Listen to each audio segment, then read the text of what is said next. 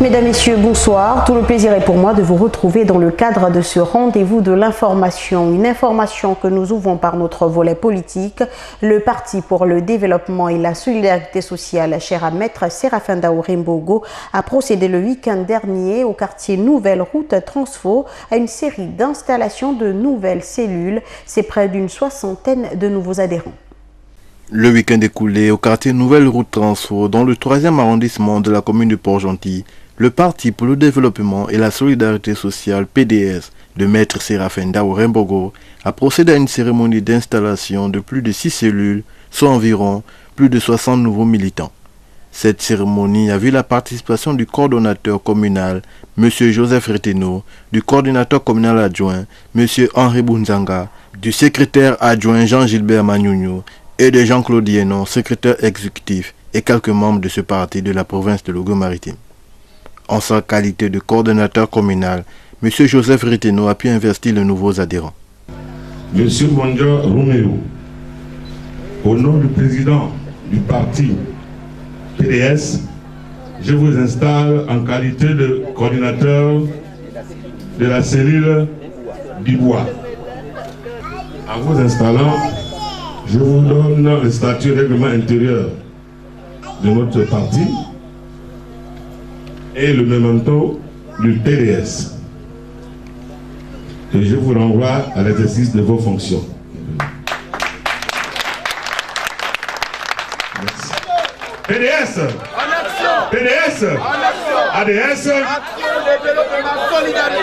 et en vertu du pouvoir qui me sont conférés, chers bâtisseurs, je vous installe à vos fonctions de coordinatrice. Je vous remercie le statut et le memento. Dans ces statuts et ces memento, c'est notre livre, notre parti. Tout est à l'intérieur. Je vous remercie cette charte, la couleur de notre parti.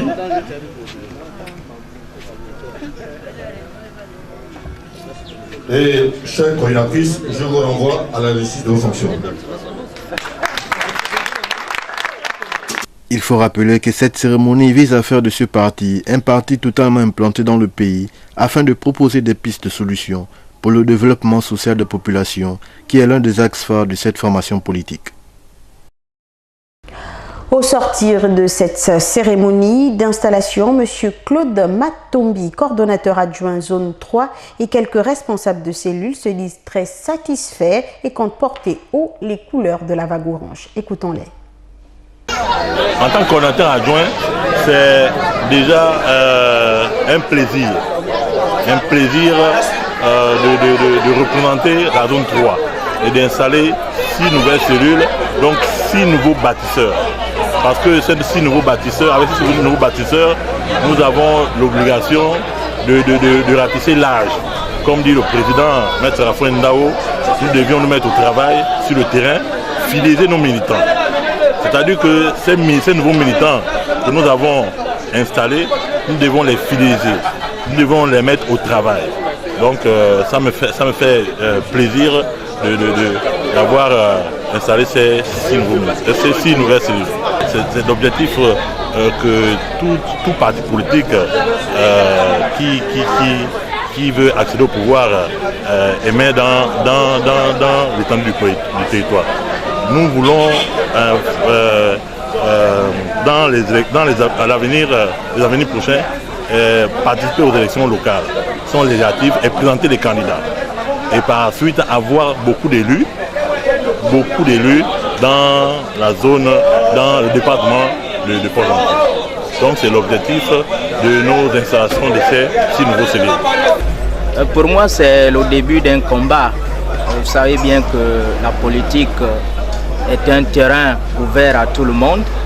Donc j'aimerais aussi inscrire mon nom dans l'histoire politique de cette commune, autrement dit du Gabon tout entier. D'abord, sachant bien que le PDS est un parti qui m'a fait rêver, je pense que mon apport sera peut-être important dans la mesure où je militerai, j'apporterai toutes mes capacités pour que tous ensemble, ce parti puisse se développer davantage. Je pense que beaucoup ont été peut-être déçus par certains partis, sinon certaines personnalités politiques. Et j'invite tous ceux qui hésitent à nous retrouver au PDS parce que le PDS, c'est un parti des bâtisseurs, c'est un parti qui prône pour le développement, pour une solidarité. Par conséquent, tous qui ont envie, tous qui ont soif du développement doivent nous rejoindre. C'est un message de cœur, moi je l'ai fait, alors j'invite tous les autres, les mamans, les papas, les jeunes à nous rejoindre dans le PDS. On ne sera pas déçus avec le maître Séraphin Dao. Je suis très ravie d'appartenir aujourd'hui au PDS parce que j'aimerais apporter un plus au parti du PDS. L'ambition proprement dite, c'est de réussir au sein d'abord du parti, apporter un plus au parti et de faire en sorte que le parti puisse évoluer. Les réseaux des femmes pour la paix et la consolidation en Afrique centrale, au cours d'un atelier de formation, a tenu à montrer l'importance des femmes dans la résolution des conflits. Écoutons à ce propos PPC Ogouligende au micro de nos confrères de RTN de Libreville. Pourquoi les femmes sont en première ligne dans cette question de résolution 1325? Parce que dans les problèmes structurels, les femmes qui représentent 52% de la population sont les 3/4 concernés par les questions de conflit justement à travers la pauvreté.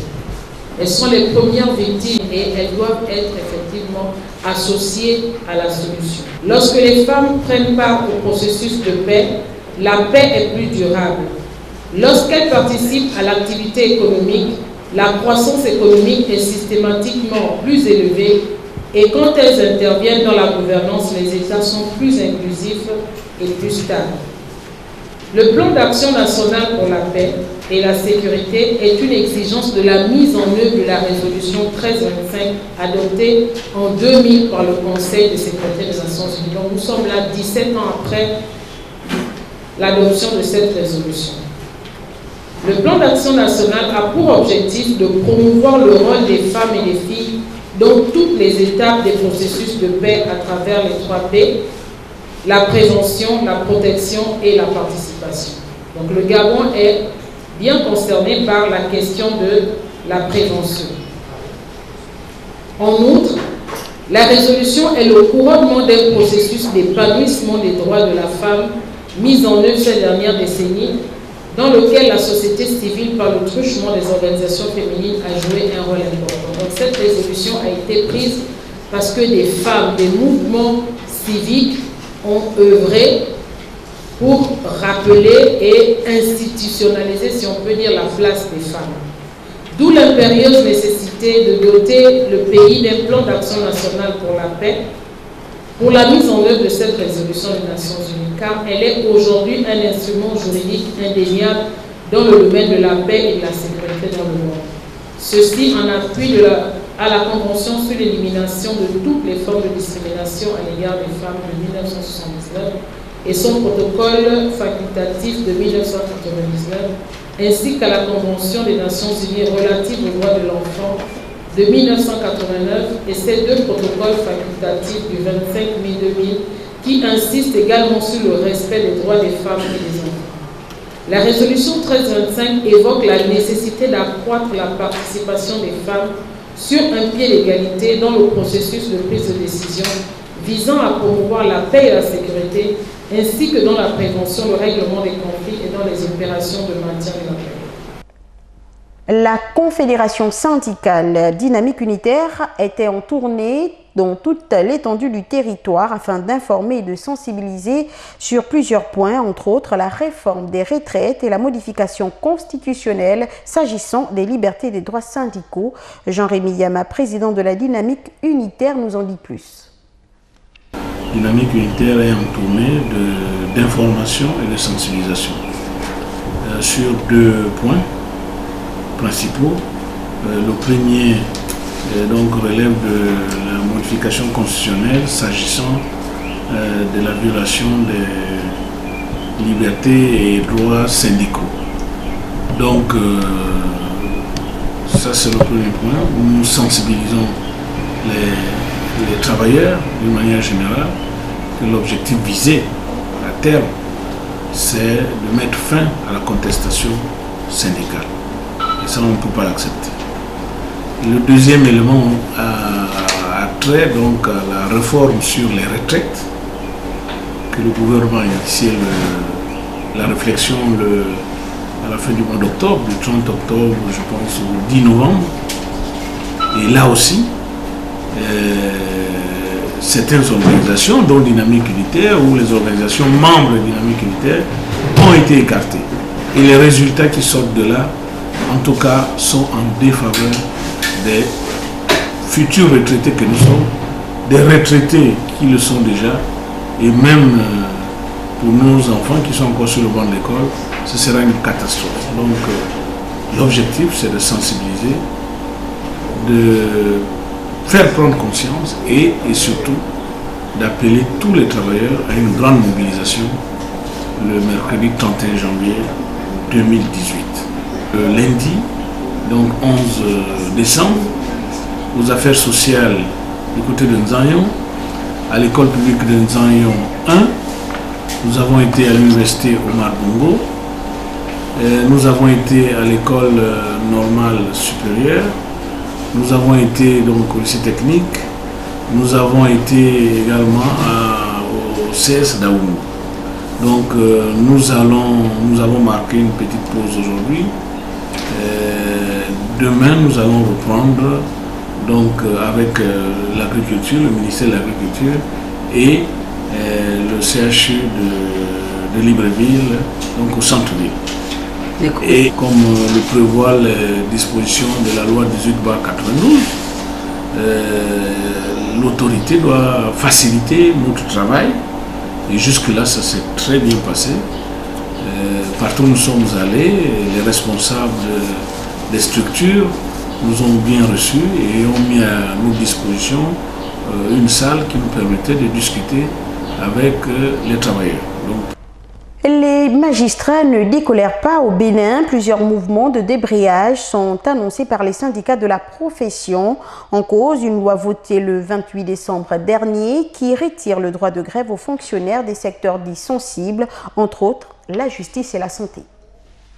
Au Bénin, le retrait du droit de grève à plusieurs corps de la fonction publique n'a pas laissé indifférents les acteurs sociaux des secteurs concernés. Au cours d'une modification de la loi portant statut particulier des agents permanents de l'État, le 28 décembre 2017, l'Assemblée nationale y a introduit une disposition qui retire le droit de grève aux agents de la santé, de la justice et de sécurité. Le Parlement a ainsi retiré le droit de grève aux magistrats le 2 janvier 2018 lors de l'examen de la loi du 21 février 2003 portant statut de la magistrature. Cette manœuvre consistant à troquer le droit de grève, une liberté fondamentale, contre les avantages en nature ou en espèces. Ne pouvant tolérer un recul démocratique ni une vassalisation du pouvoir judiciaire et de ses acteurs, l'UNAMAB estime qu'il urge de riposter avec vigueur à la liquidation amorcée de la démocratie béninoise acquise de haute lutte. Ces suspensions de droit de grève interviennent dans un contexte où une frange de la population et des acteurs sociaux et politiques dénoncent la gouvernance du président Patrice Talon. Dans ce contexte-là, d'une autocratie qui se double d'une fascisation du pouvoir, est-ce que le peuple béninois est prêt à tout avaler? Est-ce que les hommes de presse, les organisations politiques vont faire avaler n'importe quoi au peuple béninois? Rappelons que les agents de la justice ont déjà observé une grève de 48 heures suite à l'appel de plusieurs syndicats. De même, l'Union nationale des magistrats du Bénin, UNAMAB, a annoncé au cours d'une assemblée générale du 4 janvier 2018 une grève de 5 jours tacitement reconductible à compter du lundi 8 janvier 2018. Ce vendredi 5 janvier 2018, les centrales et confédérations syndicales ont annoncé au cours d'une assemblée générale stratégique avec les travailleurs de tous les secteurs un sit-in de protestation au siège de l'Assemblée nationale le 12 janvier 2018. Et au Nigeria, plusieurs projets ferroviaires seront mis en chantier dès cette année 2018. Le président Mamadou Buhari s'est engagé à développer les infrastructures de transport avec un accent particulier sur le chemin de fer. Pour rappel, la ligne ferroviaire, la première ligne vitesse élevée du pays en Afrique de l'Ouest, a été inaugurée en juillet 2017. Un reportage de nos confrères d'Africa 24. Le président Mamadou Buhari a réceptionné jeudi 4 janvier 2018 de nouveaux véhicules pour la ligne ferroviaire Kaduna-Abuja à la gare de Rigaza à Kaduna. Il s'agit de 10 nouveaux autocars et de 2 nouvelles locomotives qui devraient permettre de réduire le stress des passagers, de plus en plus nombreux, et qui submergent les installations existantes. Le chef de l'État nigérian a réitéré la détermination de son administration à mettre en œuvre avec vigueur le plan directeur des chemins de fer de 25 ans du gouvernement fédéral en vue de transformer le transport ferroviaire au Nigeria.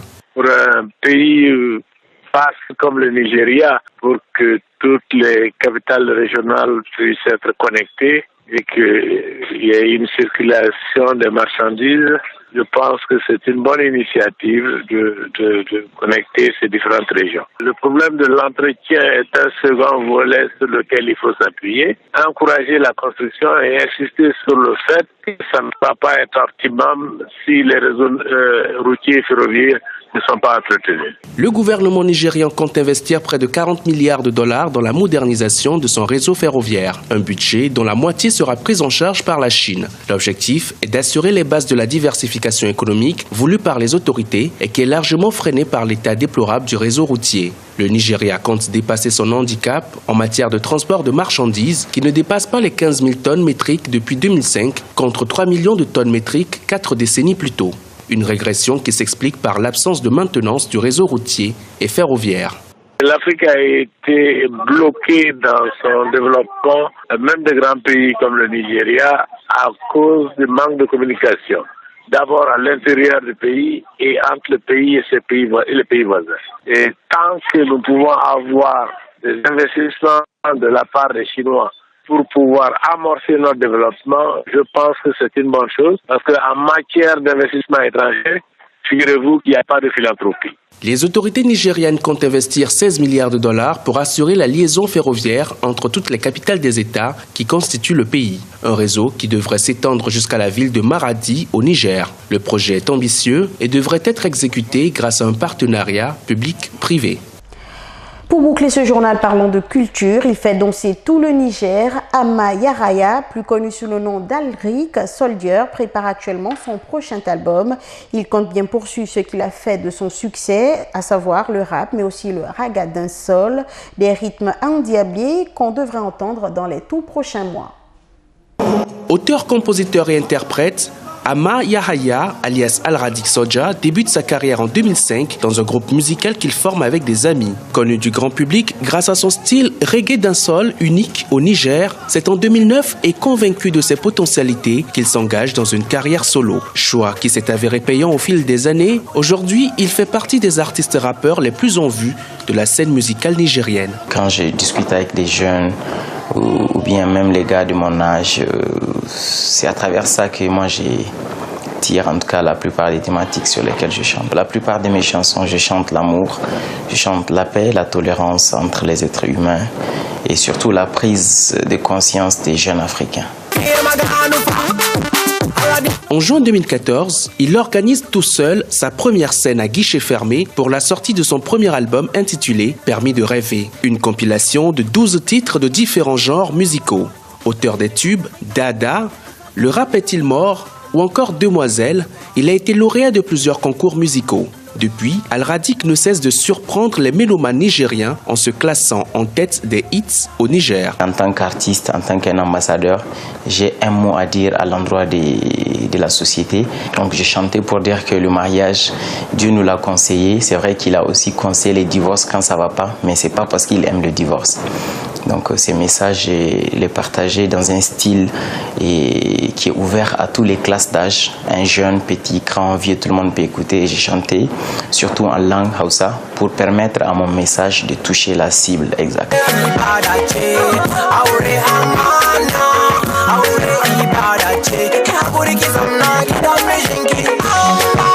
Et Éclectique dans sa musique avec une voix mélodieuse, irrésistible, touchant enfants, jeunes et vieux, Al-Radic Soja, à travers sa musique, essaie de donner espoir aux plus désespérés en abordant des thèmes sur la paix et l'amour. Sa prochaine sortie discographique est prévue courant 2018.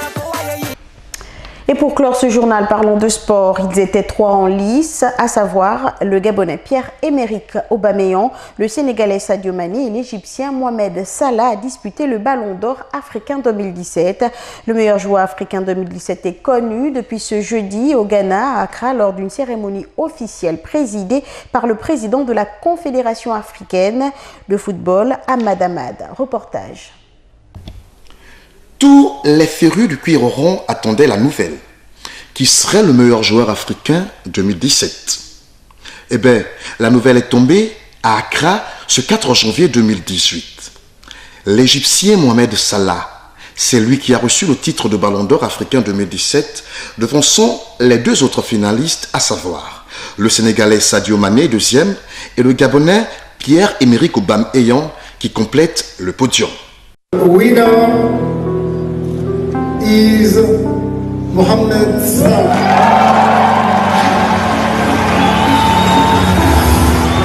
For sure, I'm very happy and very proud to win this award.